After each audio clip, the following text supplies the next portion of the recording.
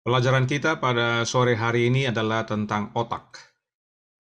Dan nanti kita akan dapat melihat mengapa terjadi peperangan di dalam otak kita. Otak adalah mahakarya dari Tuhan untuk kita umat manusia. Dan meski sudah dipelajari oleh manusia, tapi masih banyak yang belum diketahui tentang otak kita. Tetapi apa yang sudah diketahui perlu dipahami agar kita mengerti makna perang dalam otak. Pekabaran ini masih berupa gambaran umum.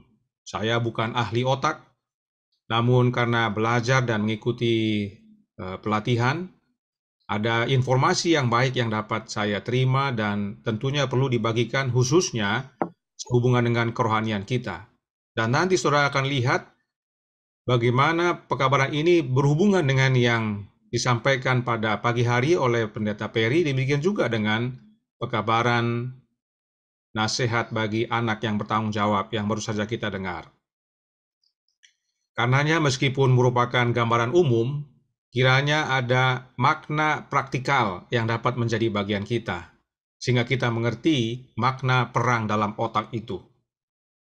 Nah, otak kita itu beratnya 1,5 kilo, dan kulitnya kalau kita buka ya dan dibentangkan itu seluas setengah lapangan bola.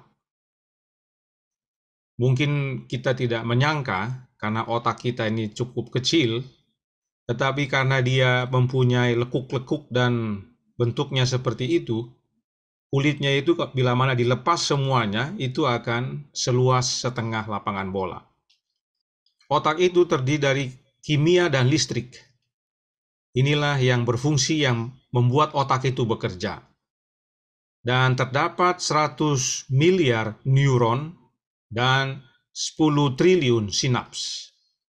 Kita akan lihat apa itu neuron dengan sinaps. Yang pertama adalah neuron. Neuron ini terdiri dari banyak bagian. Bisa lihat di layar, yaitu ada nukleus, yaitu inti. Kemudian ada badan sel atau sel body. Selanjutnya ada akson terminal. Lalu ada akson itu sendiri. Ada swan cell yang kecil-kecil. Ada myelin sheath. Dan ada dendrite. Inilah neuron. Tidak perlu diingat karena ada yang lebih penting yang kita akan pahami sebagaimana kita belajar. Tapi kita perlu tahu ini adalah neuron dan perhatikan khusus yang disebut dengan akson terminal. Saya tandai warna hijau muda di bagian atas kanan. Kita lanjutkan ke sinaps. Inilah sinaps. Nah, akson tadi terhubung dengan akson lain dari neuron yang lain.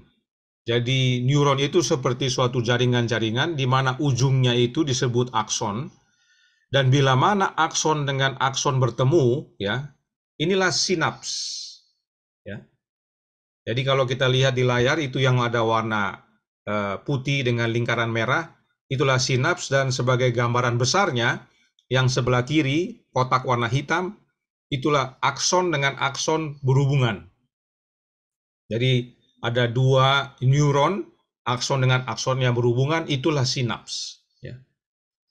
Mengapa kita perlu ketahui ini? Karena yang berikut ini, yang disebut dengan neuroplasticity. Neuroplasticity ini adalah kemampuan otak membentuk sirkuit baru, mengubah zat kimia pembawa pesan, dan membangun hubungan-hubungan yang lebih menetap. Jadi, neuroplasticity atau neuroplastisitas dapat dipandang sebagai istilah umum yang mengacu kepada kemampuan otak untuk memodifikasi, mengubah, dan beradaptasi secara struktur dan fungsi sepanjang masa hidup kita dan sebagai respon terhadap pengalaman. Ya. Kalau disebut sepanjang masa hidup kita, artinya otak itu tetap bekerja. Selama itu akson dengan akson berhubungan, terjadilah sinaps. Maka informasi disalurkan, ada hubungan. Karenanya istilah kalau semakin tua itu jadi pikun atau tidak bisa berpikir lagi, itu ada salah paham. Kita akan lihat kenapa, sebab otak kita itu mempunyai kemampuan untuk memodifikasi, mengubah, dan beradaptasi, sehingga tetap berfungsi dengan baik, bahkan lebih baik lagi, bila mana kita latih dengan benar. Hal itu terjadi ketika otak dirancang ulang, yaitu neuroplasticity ini, dirancang ulang untuk berfungsi dalam beberapa cara yang berbeda dari cara kerja yang sebelumnya. Dan perubahan itu terwujud oleh hubungan sinaps tersebut. Ya. Jadi sebagai contoh, kalau kita hendak membuat suatu kebiasaan baru, itu digambarkan sebagaimana kita melihat sebuah ladang yang ditumbuhi dengan rumput yang cukup tinggi. Kalau boleh dibilang tingginya hampir menyamai kita. Sehingga bila mana kita mau menyeberang dari satu titik ke titik yang di seberang di ladang tersebut, kita harus berusaha. Yaitu kalau kita tidak punya apa-apa, kita akan singkapkan itu rumput-rumput dan kaki kita kemudian injak dia. Terus kita buat itu sampai pada akhirnya kita tiba di ujung. Namun pada waktu kita lihat ke belakang, itu rumput-rumput kembali lagi berdiri.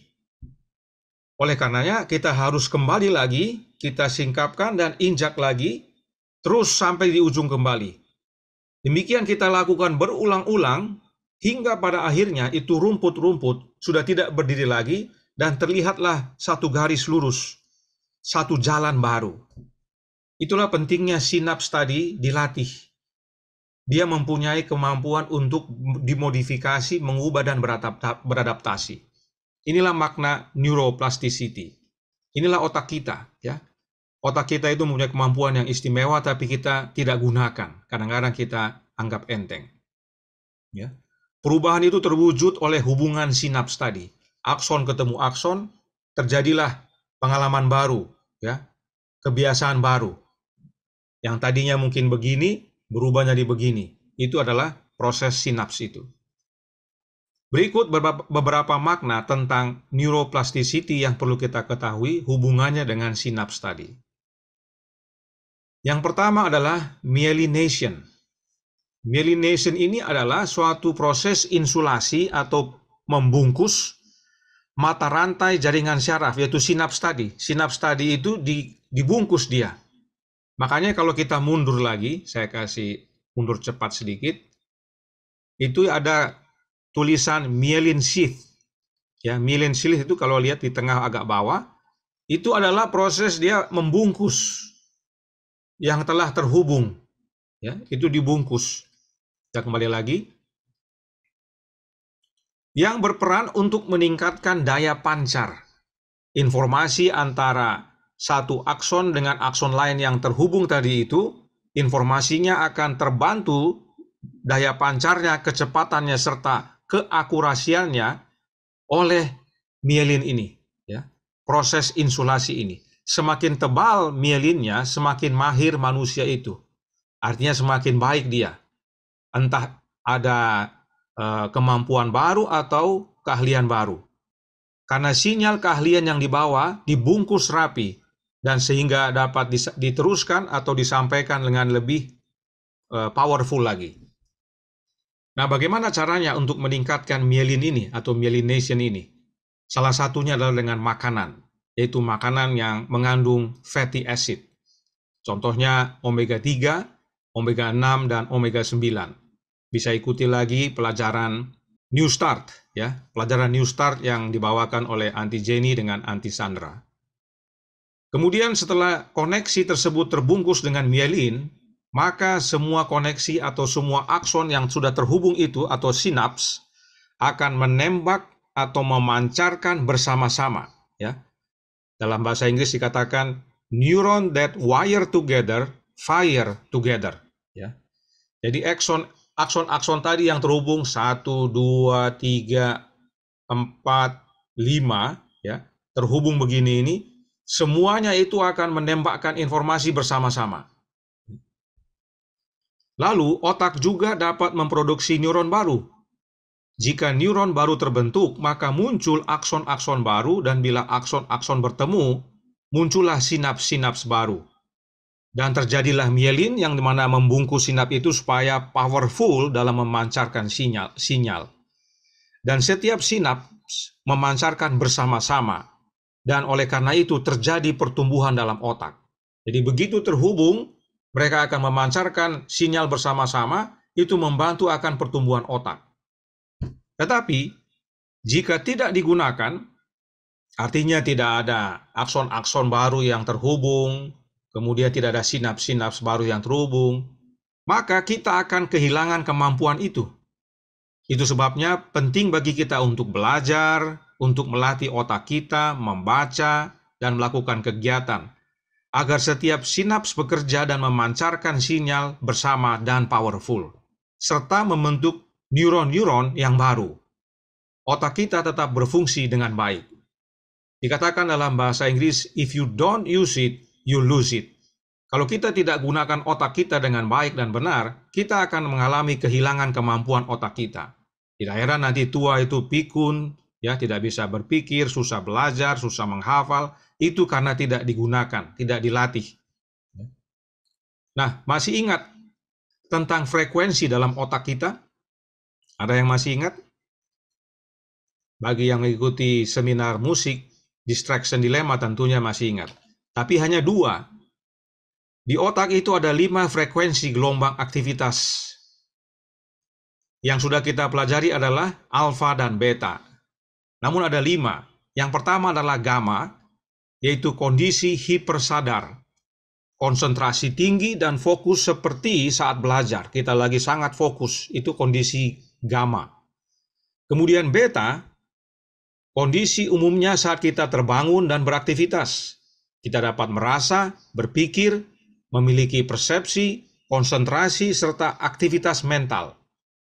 Jika beta tinggi, maka akan muncul rasa cemas, gelisah, atau terangsang. Kemudian alfa, yaitu kondisi di mana kita bangun dan sadar. Tetapi bila alfanya rendah, maka kita mulai merasakan relaksasi dan bahkan menjurus ke mengantuk. Sebab bila alfa menurun, hal itu mendekati ke theta. Ya, sebelum kita ke theta, itu sebabnya dalam pembahasan sebelumnya dalam seminar musik Distraction Dilemma, bila mana kita tidak menggunakan otak kita kepada fungsi beta, kita cenderung akan mengantuk. Teristimewa di gereja. Kalau kita tidak memperhatikan, tidak turut membaca ayat, tidak menganalisa apa yang disampaikan pembicara, kita akan turun ke alfa dan alfanya pun akan turun sehingga akhirnya kita merasa mengantuk. Tidak heran orang banyak tidur di gereja. Sebab bila mana alfa menurun itu mendekati theta, dan theta itu adalah kondisi di mana kita sudah mulai tidur, yaitu tidur ringan. Theta juga ada hubungannya dengan emosi, kreativitas, meditasi, serta tidur bermimpi. Dan yang terakhir adalah delta, yaitu kondisi tertidur lelap, tapi tanpa mimpi. Jadi sangat nyenyak, namun tidak ada mimpi. Kemudian ada yang disebut dengan juga neurotransmitter. Neurotransmitter adalah zat kimia otak pembawa pesan yang memudahkan sel-sel otak atau neuron bisa saling mengirim pesan.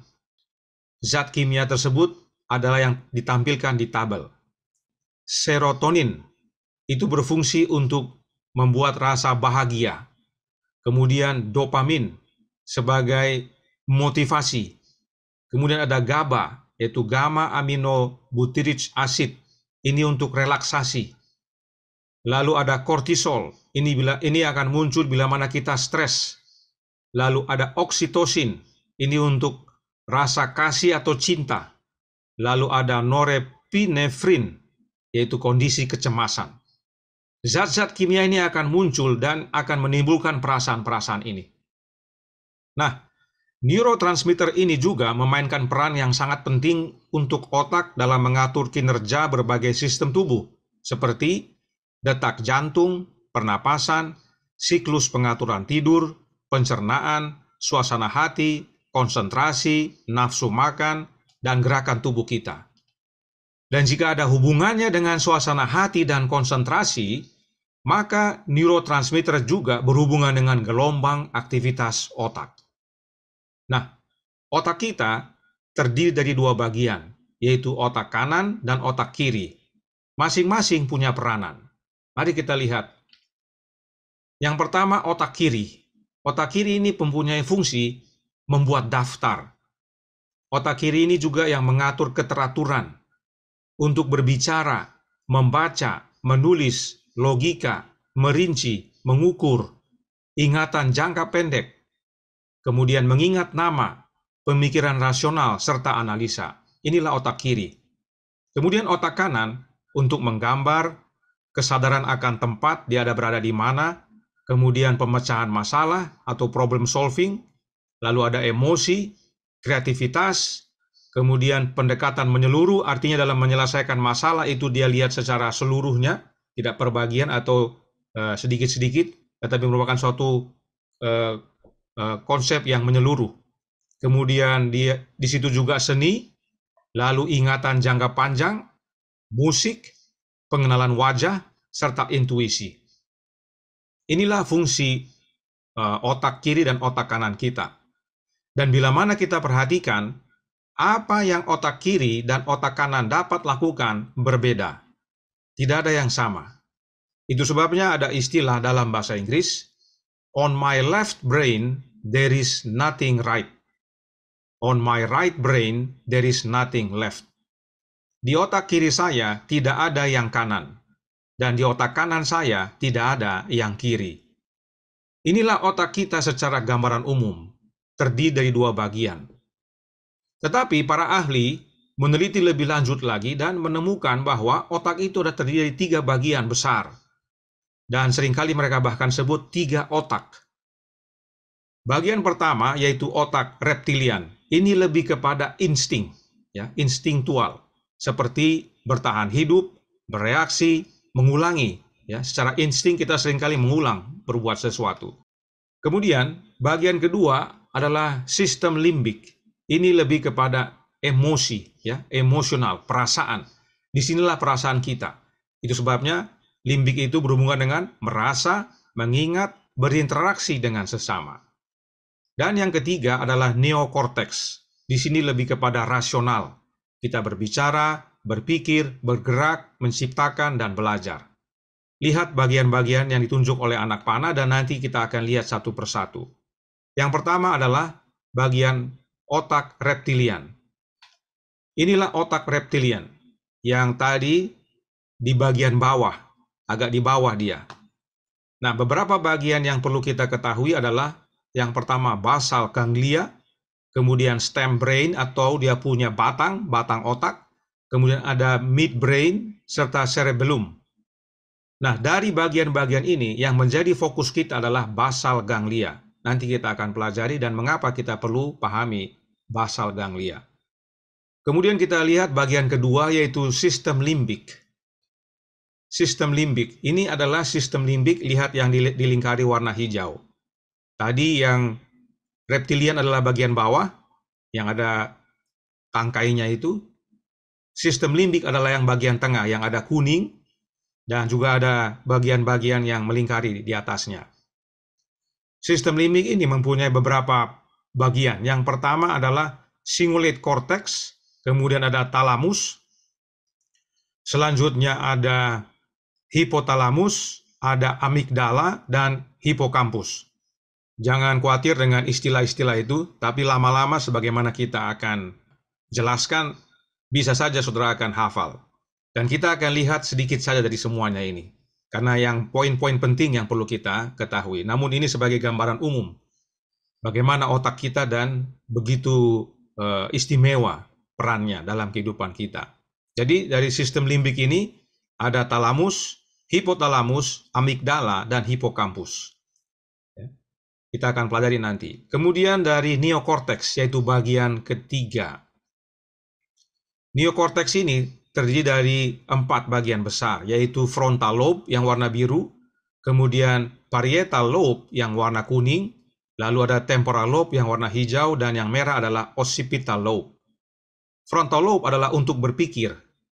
merencanakan, memori jangka pendek sebagai filter dan problem solving. Di situ juga pertimbangan. Lalu parietal lobe yang warna kuning adalah untuk mencium, merasa, mendengar, menyentuh. Lalu yang warna hijau, temporal lobe adalah tempat penyimpanan ingatan. Ya, kalau sekarang istilah dalam dunia IT adalah hard disk. Temporal lobe ini adalah hard disknya, tempat disimpan semuanya. Dan yang warna merah, occipital lobe adalah berhubungan dengan melihat. Nah, dari semua yang kita sudah sebut ini dan baca dan bahas secara ringkas, kita akan lihat hanya 6 hal. Yang pertama adalah prefrontal cortex, yang kedua adalah basal ganglia, yang ketiga adalah amigdala, yang keempat talamus, dan yang kelima hipotalamus serta hipokampus. Yang pertama kita ikuti tentang prefrontal cortex. Prefrontal cortex ini adalah bagian daripada frontal lobe. Prefrontal cortex artinya otak depan bagian depan, ya. Sebab frontal lobe itu sudah di depan, nah dia ini bagian depannya lagi. Itu sebabnya di daerah dekat dahi, ya. Dan seringkali disebut crown. Kenapa? Karena perhatikan, apa yang dikerjakan oleh prefrontal cortex ini. Ada kebiasaan mencapai target. Jadi kalau kita merencanakan dan coba capai target, itu pekerjaan prefrontal cortex. Kita singkat dengan PFC, ya. Kalau saya sebut PFC, itu artinya prefrontal cortex. Kemudian kesadaran diri, empati, membangun nilai-nilai, kemampuan pertimbangan, kemampuan fokus, kesabaran, kegigihan, karakter kita, ya. Ingat ya, di mana Bapak dan anak hendak menuliskan namanya di dahi kita, yaitu di prefrontal cortex kita. Sebab disitulah karakter kita, kerohanian kita, ketajaman, moralitas, kemauan, memilih, menurut, menyembah, serta filter kita. Kita menyeleksi apa saja yang masuk itu di prefrontal cortex. Itulah kendali pusat hidup kita, ya. Pusat kendali hidup kita di PFC ini. Tidak heran Allah hendak bertahta di sana. Dan demikian juga setan, dia juga mau kuasai PFC kita. Berikutnya, basal ganglia. Basal ganglia ini, yang paling utama kita perlu pahami adalah keterampilan otomatis. Jika, maka. Apa maksudnya? Jika lantai kotor, maka harus disapu supaya bersih. Jika banyak piring kotor, maka harus dicuci supaya bersih dan bisa digunakan lagi. Jika banyak pakaian kotor, maka harus dicuci supaya dapat dijemur, kering, dan dapat digunakan lagi. Jika memahami akan konsep ini, maka tidak heran dia akan membentuk suatu kegiatan rutin yang konstruktif. Kalau kita membiasakan diri melihat lantai kotor, piring kotor, pakaian kotor, dan langsung melakukan tindakan perbaikannya seperti dicuci, dijemur, maka itu menjadi suatu kegiatan rutin yang konstruktif. Kita akan biasa melakukan itu. Tidak perlu dipanggil-panggil lagi. Ya, seringkali anak-anak kita harus panggil untuk cuci piring, untuk sapu, untuk cuci pakaian. Tetapi bila mana jika maka ini, basal ganglia ini kita gunakan dengan baik, maka tanpa disuruh orang tua, tanpa diperintah oleh guru, kita lakukan. Jika ada PR, maka saya kerjakan supaya jangan nanti terlambat atau tergesa-gesa. Ya. Konsep jika maka ini bekerja di basal ganglia. Itu juga yang membentuk akan kebiasaan keterampilan kita. Karena kita rutin melakukannya, akhirnya kita terampil dalam melakukannya. Ya, ini perlu diingat, makanya tadi saya himbau anak-anak dengan orang muda hadir supaya bisa melihat, supaya jangan sedikit-sedikit dipanggil orang tua. Jika kita lihat ruang tamu berantakan, maka bereskan supaya bila mana tamu datang, kondisi rumah bersih dan nyaman. Ya. Dan itu kalau kita lakukan terus-menerus, seperti tadi ya, rumputnya kita singkap dan kita injak, lama-lama dia akan tidak naik kembali, membentuk suatu garis, yaitu suatu kebiasaan baru.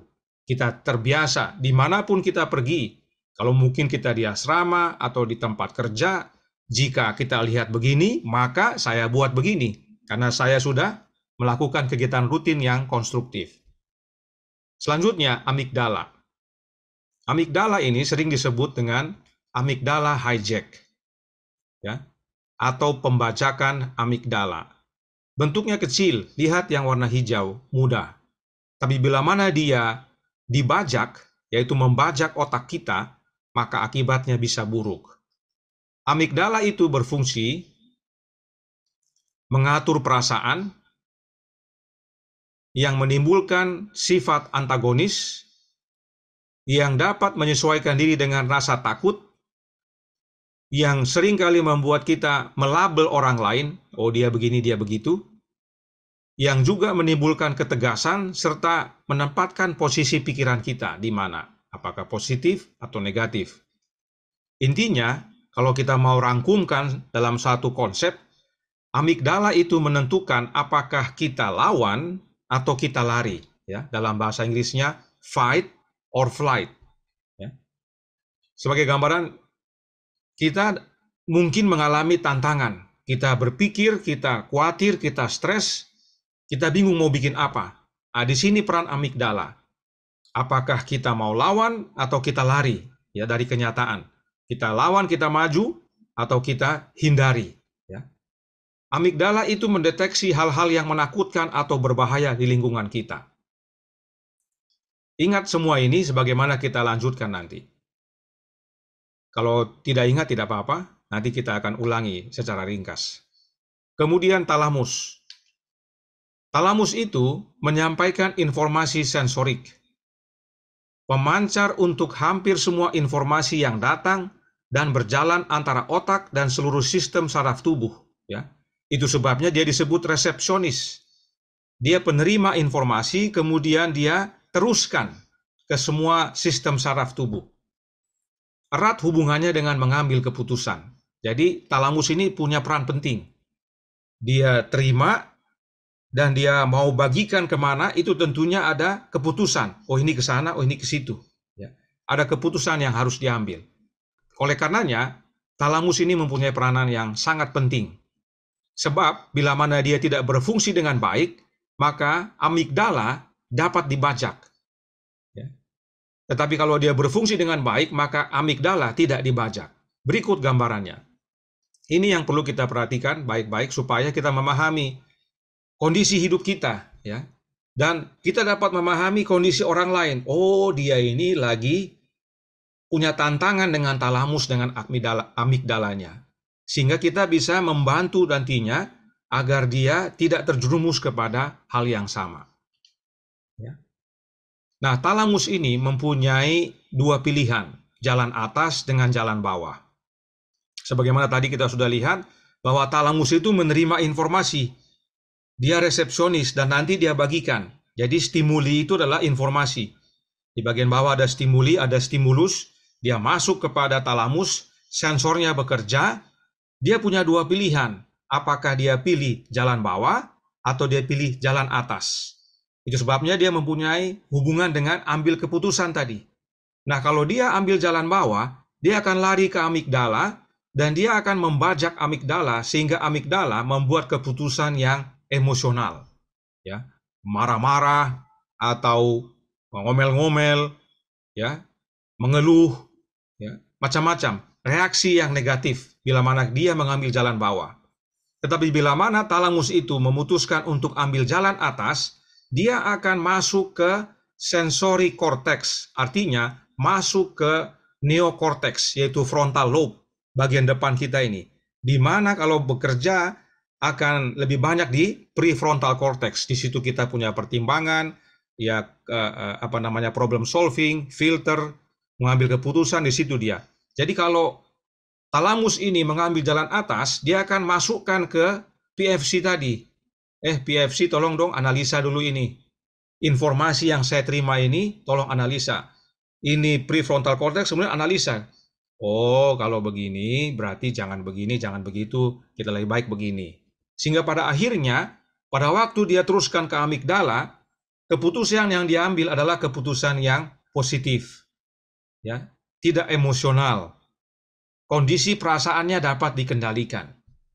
Ini satu hal yang perlu kita pahami tentang talamus dan hubungannya dengan amigdala. Dan nanti kita akan lihat bagaimana hubungannya dengan kerohanian kita. Saya yakin masing-masing kita sudah mulai melihat hubungannya dalam kehidupan masing-masing, ya. Kalau orang yang menerima informasi dan belum apa-apa sudah emosi dan sudah mulai melakukan tindakan-tindakan negatif, itu berarti talamusnya mengambil jalan bawah. Dia tidak izinkan prefrontal cortex-nya untuk bekerja. Itu sebabnya seringkali orang bilang, berpikir dulu sebelum berbicara.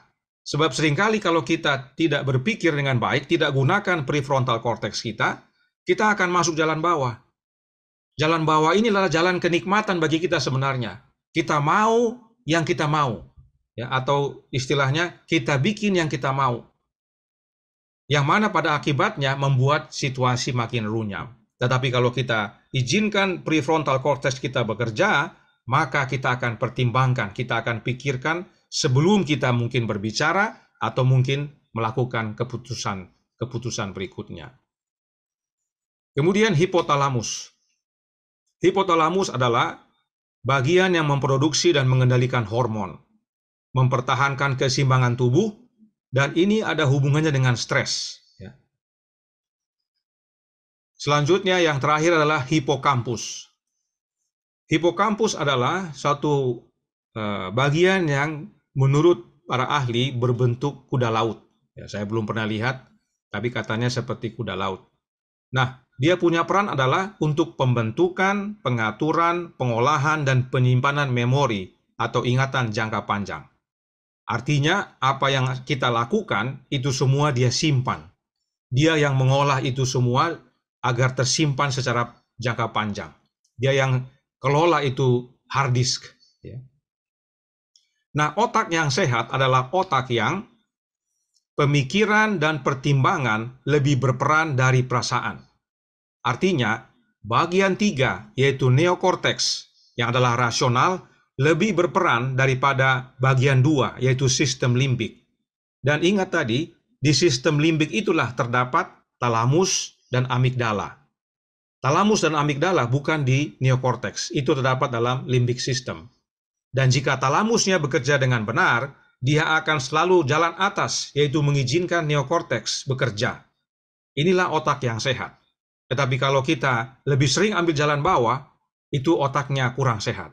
Hati-hati, itu sebabnya pada sore hari ini biarlah jadi aplikasi praktikal bagi kita. Terutama orang tua. Tadi saya ingat dalam pelajaran membina anak yang bertanggung jawab itu, dikatakan bila mana orang tua suka menyatakan kata-kata keluhan, anak akan ingat itu dan jadi bagian hidupnya. Dia teladani sikap orang tuanya yang mungkin mengeluh akan orang lain atau membicarakan orang lain. Ya, ini yang perlu kita hati-hati. Itu artinya talamusnya ambil jalan bawah, sehingga amigdalanya bekerja mengambil keputusan yang negatif. Anak-anak lihat. Tetapi kalau talamusnya bekerja ambil jalan atas, maka neokorteks akan bekerja. Orang tua tidak akan menunjukkan teladan negatif kepada anak-anaknya. Ya, itu sebabnya tadi sangat berhubungan. Saya puji Tuhan dari pagi, siang, dan sore ini kita dapat dikuatkan. Alkitab berkata dalam Roma 7 ayat 18 dan 19. Sebab aku tahu bahwa di dalam aku, yaitu dalam aku sebagai manusia, tidak ada sesuatu yang baik. Sebab kehendak memang ada dalam aku, tetapi bukan hal berbuat apa yang baik. Sebab bukan apa yang aku kehendaki, yaitu yang baik, yang aku perbuat. Melainkan apa yang tidak aku kehendaki, yaitu yang jahat yang aku perbuat. Kenapa ini bisa terjadi? Karena talamus tadi sudah jatuh dalam dosa. Sebagai resepsionis, dia lebih banyak ambil jalan bawah. Informasi yang masuk, dia lebih pilih jalan bawah daripada jalan atas. Dia lebih memilih bajak amigdala daripada mengizinkan prefrontal cortex untuk bekerja. Dan kalau kita pikir hidup kita, coba kita masing-masing renungkan dalam kehidupan ini. Kita seringkali ambil jalan bawah. Ada masalah, ada tantangan, langsung dengan jalan bawah. Ya, terutama ibu-ibu mulai merepet atau mengeluh atau mengomel dan sebagainya. Bapak-bapak marah-marah. Ya, ini seringkali yang terjadi. Kita ingat baik-baik supaya kita jangan terjerumus lagi ke depannya dengan memahami fungsi otak ini. Nah, talamus itu menerima informasi yang nantinya dia akan distribusi sebab dia resepsionis. Nah, bagaimana informasi masuk ke dalam pikiran kita? Saya yakin masing-masing kita masih ingat yang berikut ini, yang kita ambil dari seminar Distraction Dilemma. Ya. Ada 5 panca indera. Yang pertama, lihat. Yang kedua, sentuh. Yang ketiga, merasa. Yang keempat, cium. Dan yang kelima, mendengar. Ini semua adalah saluran informasi untuk masuk ke dalam alam pikiran kita. Apa yang kita lihat, kita sentuh, kita rasa, kita cium, dan kita dengar. Mempengaruhi. Nah, tantangannya adalah bagaimana peran resepsionis tadi menerima semua informasi ini. Kemana dia larikan? Jalan bawah atau jalan atas? Karenanya kita harus jaga dengan hati-hati jalur masuk ke dalam otak kita. Sebab bila mana otak kita dilatih dengan jalan bawah terus, berarti tadi akson-akson itu, dia berhubungan, terbentuklah sinaps-sinaps, yang mana kebiasaannya apa? Hanya yang negatif terus. Ya, belum apa-apa sudah marah, belum apa-apa mengeluh, belum apa-apa sudah ngomel. Itu terus yang dilakukan. Akhirnya otaknya itu saja yang bekerja. Ya, perasaannya, limbiknya yang bekerja, frontal korteksnya tidak bekerja. Akhirnya tidak seimbang, otak tidak sehat, demikian juga hidupnya. 5 hal ini adalah jalan tol kepada hati kita, kepada pikiran kita. Karenanya Roh Nubuat menasihatkan dalam Kisah Para Rasul halaman 437 paragraf 4 yang berbunyi, mereka yang tidak mau jatuh ke dalam tipu muslihat setan harus menjaga baik-baik jalan masuk ke dalam jiwa, ya, hati dan pikiran kita. Mereka harus menghindarkan membaca, melihat, atau mendengar sesuatu yang mengusulkan buah pikiran yang tidak suci. Pikiran jangan hendaknya dibiarkan memikirkan secara serampangan setiap persoalan yang dianjurkan oleh musuh jiwa-jiwa. Dalam hal ini, setan mengganggu talamus kita sehingga kita mengambil jalan bawah. Gantinya menggunakan PFC kita, amigdala kita dibajak dan membuat keputusan emosional. Sebab kita membiarkan mata kita membaca, melihat, dan telinga kita mendengar hal-hal yang tidak suci.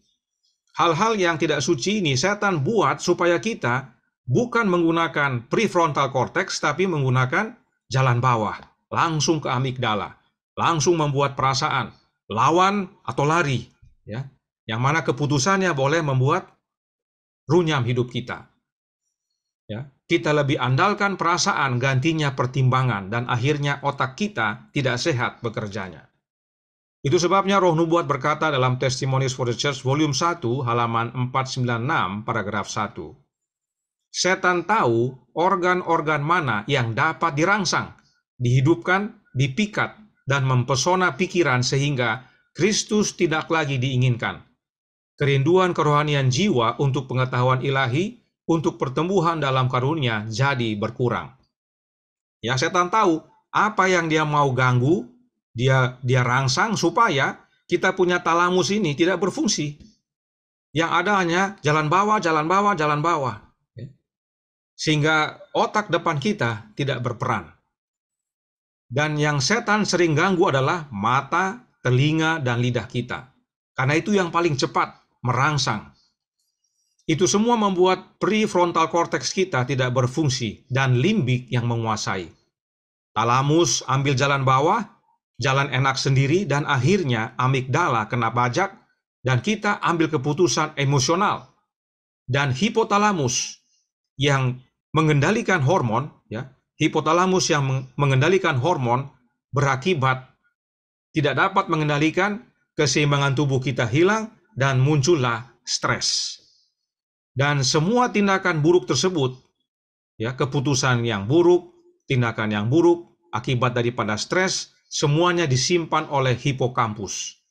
Itu semua yang tersimpan dalam pikiran kita. Kita akhirnya menjadi manusia yang negatif. Yang kita ingat yang negatif terus. Karena yang kita putuskan selalu yang buruk, kejadiannya buruk, membuat kita stres, membuat problema, akhirnya itu terus saja yang disimpan dalam otak ini. Sehingga dalam kehidupan kita bersosial, berinteraksi, beragama, yang dipikirkan hanya yang negatif dan negatif. Itu sebabnya Paulus menasihatkan yang berikut ini. Filipi 2 ayat 5. Hendaklah kamu dalam hidupmu bersama menaruh pikiran dan perasaan yang terdapat juga dalam Kristus Yesus. Pikiran dan perasaan itulah hidup kita. Pikiran perlu dikendalikan oleh Kristus. Itu sebabnya Roh Nubuat menyatakan dalam Gospel Workers, edisi 1892, halaman 342, paragraf 4. Jika Roh Kristus berdiam dalam hati mereka sendiri, mereka akan menemukan kesempatan untuk menunjukkan kasih-Nya kepada orang lain dan mengarahkan pikiran mereka kepada kebenaran Kristus untuk saat ini.